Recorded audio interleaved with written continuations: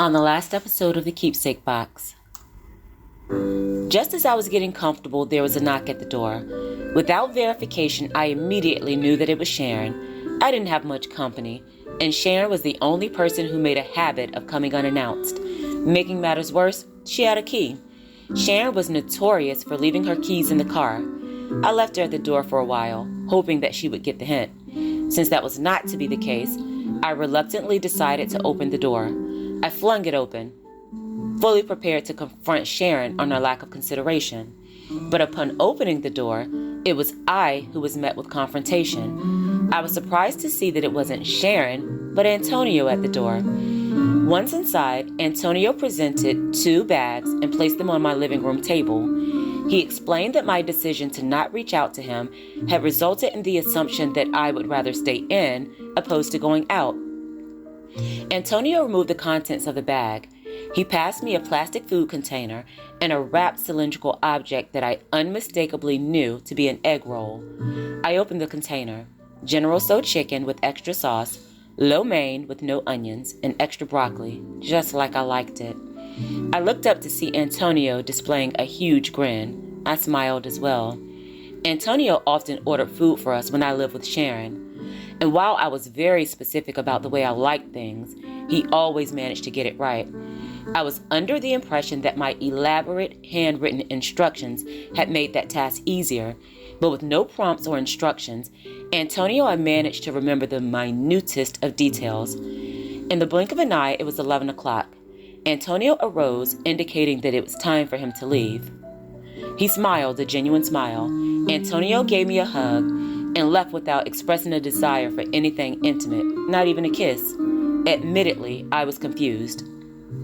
So maybe I had pegged the situation incorrectly.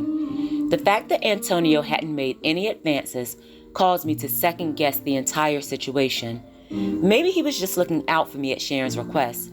Maybe she had arranged a free meal in the same way that she had arranged for my transportation from work.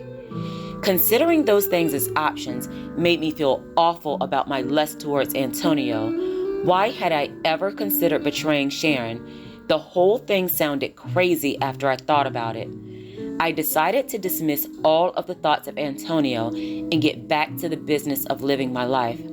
I didn't know where we stood, but I had no desire to deal with Antonio's mixed messages or my mixed feelings. Chapter 4, The Possibilities. Narrated by Shandora Warren. Music by Epidemic Sound. The week that followed was monotonous and mundane. I went to school and I went to work at the gas station. I cleaned, cooked, studied, and did homework, all of my usual tasks. And then it was Saturday. On Saturday, I awoke at 6 o'clock, just as I did on every other day. I completed my cleaning and headed to the salon. I chatted with Sharon and did Cassidy's hair, participated in the usual Saturday antics. Near the end of the day, in walks Cream again. Once again, Cream bypassed Sharon without speaking. She walked directly over to me. Before she could ask if I was busy, I smiled and gestured for her to take a seat. The interaction was more comfortable than the week prior. Effortless, actually. That was probably due, in part, to the fact that I wasn't conflicted about my feelings for Antonio. It made it easier for me to converse without the fear of being found out. Again, I impeccably styled Cream's hair. And again, she handed me an envelope. Cream hugged me and exited the salon. I opened the envelope only expecting to find the money that was owed to me. I was convinced that Antonio had been so generous the week before because he identified with my plight. Surely he wouldn't overpay me to that degree twice. But I was wrong. Just like the week before, the envelope contained $250. And also like the week before, there was a note. I know it's stupid, but I expected a friendly, lighthearted note. Maybe one explaining why he had decided to give me more money. I had settled on the fact that I'd misinterpreted Antonio's intentions the week prior. In my mind, Antonio and I were just friends. That fact was evidenced by his decision to not make a move on me during our previous encounter. I was awful at deciphering the motives of others, and that situation was no different. I don't have to tell you this, but it wasn't a friendly, light-hearted note. The note took on a more direct and authoritative tone than the one the week prior. I miss you, and I want to see you. Are we staying in or going out? My heart again started beating rapidly. I was known to misinterpret social cues, but I couldn't imagine how that note could have been misinterpreted any other way than how I perceived it. Antonio missed me, and he wanted to see me. That was pretty cut and dry. My mind drifted off to the same thoughts that it had the week before. In a flash, I went from expecting a friendly note to imagining the possibilities. For reasons that many people won't understand, Antonio's attention made me feel special. Why? Let me explain.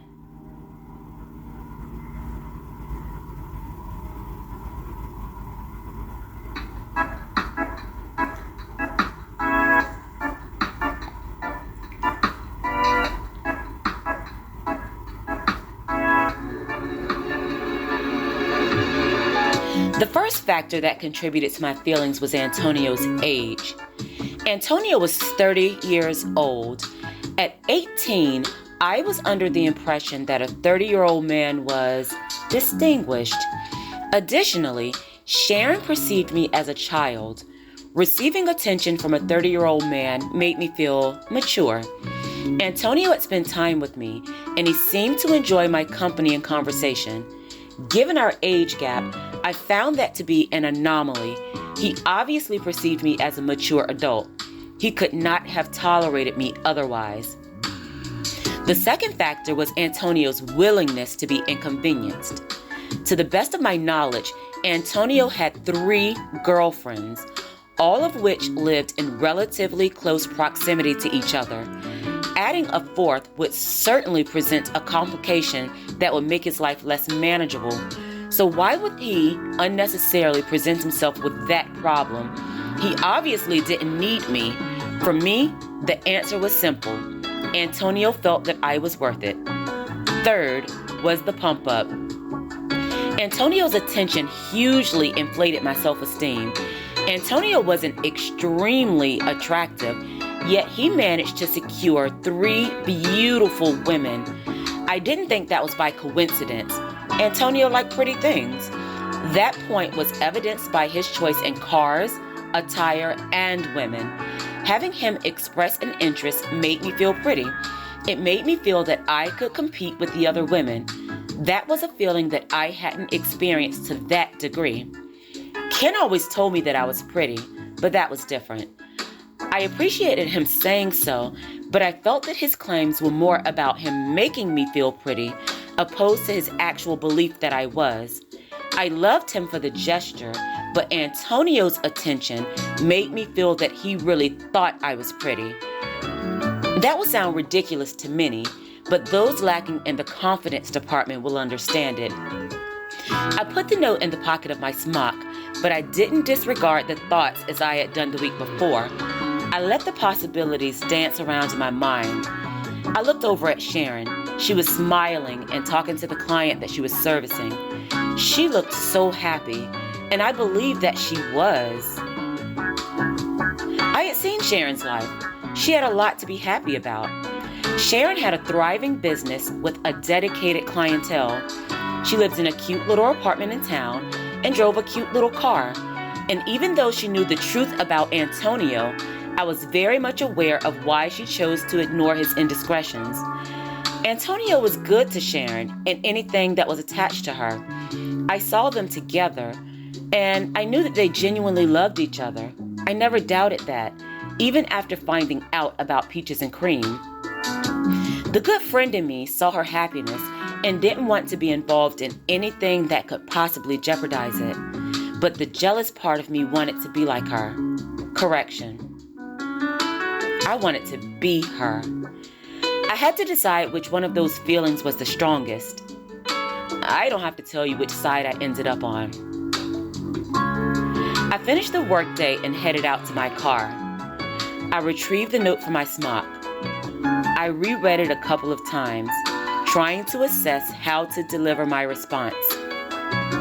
I didn't want to look disinterested, but I didn't want to look too eager. I reread the note again and began to gather my thoughts.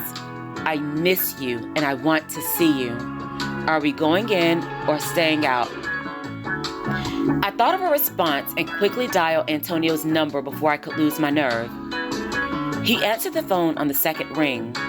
Though nervous, I wanted to give the impression that I was confident and self-assured. I gathered myself and delivered my response. Hey, this is Shelonda. We're going out. Antonio chuckled lightly and told me to be ready by 8 o'clock. It's a date, I said.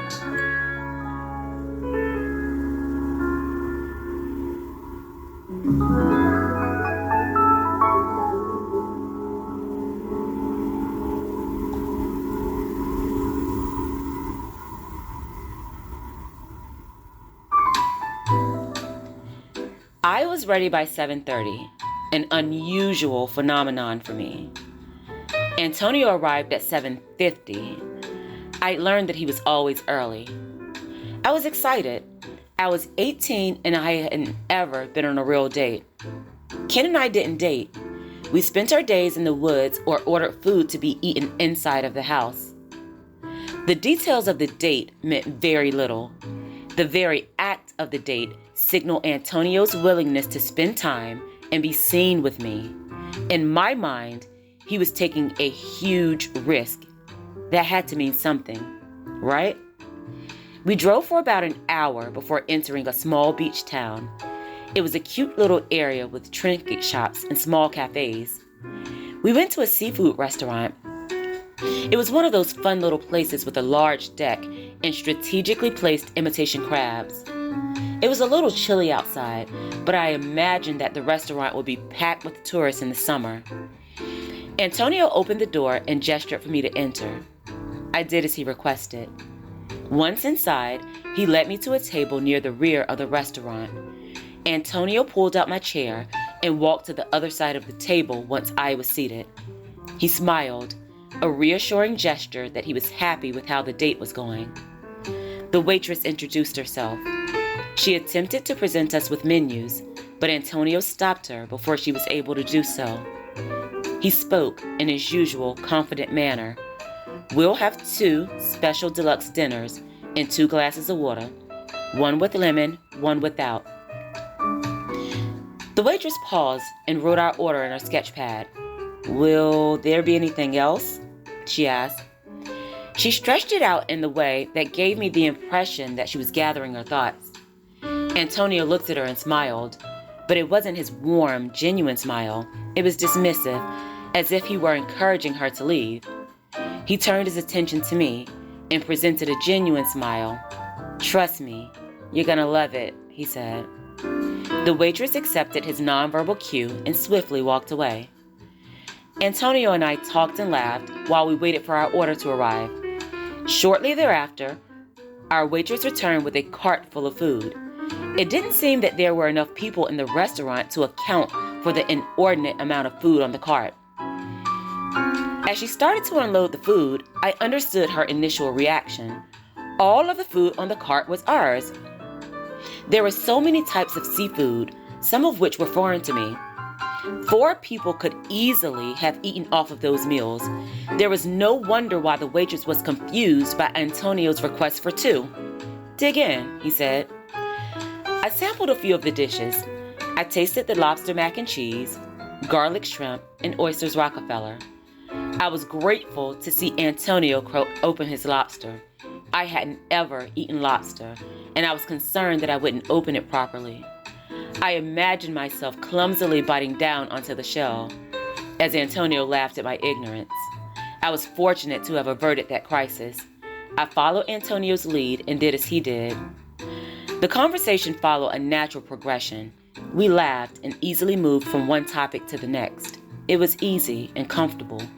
I never felt awkward or out of place as I often did. Antonio smiled a lot and touched my hand as he smoked. I knew I was in trouble. I experienced the unmistakable feeling of butterflies in my stomach. I hadn't ever experienced that feeling without a desire to dig deeper into the person who had given it to me. We sat for about an hour before unanimously agreeing that neither of us could possibly ingest another bite. The waitress returned with a check and several to-go containers. I packed up what I wanted, and we walked up to pay the bill. Antonio gave the waitress $300, and we exited the restaurant. I never actually saw the bill, but I assumed that he had tipped the waitress an exorbitant amount. I was impressed by the fact that money was no object for him. Antonio carried my food with his left hand and interlocked the fingers of his right hand with mine. It was the perfect date. We walked to Antonio's car, laughing and talking the entire time. It was perfect.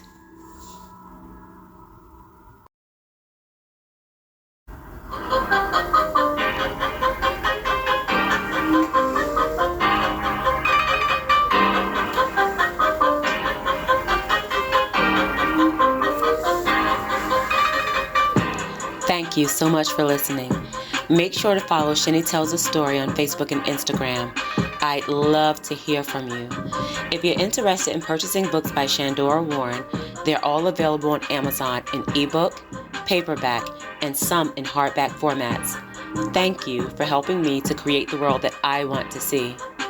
Oh yeah, you're welcome.